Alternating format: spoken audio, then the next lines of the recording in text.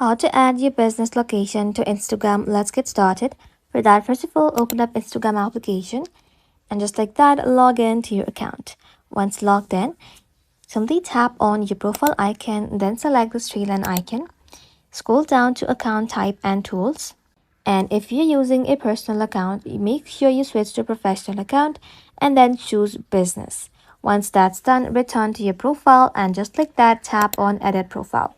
Scroll down, then tap on contact option. Now simply tap on a business address and then enter your business details including your street address, city and zip or postal code. Make sure everything is accurate so customer can easily find you. After that, simply tap on done, head back, then tap on save. Once that's done, your business location will now appear in your Instagram profiles. That's it. Thank you all for watching. If this video was helpful, consider subscribing to our channel and liking this video.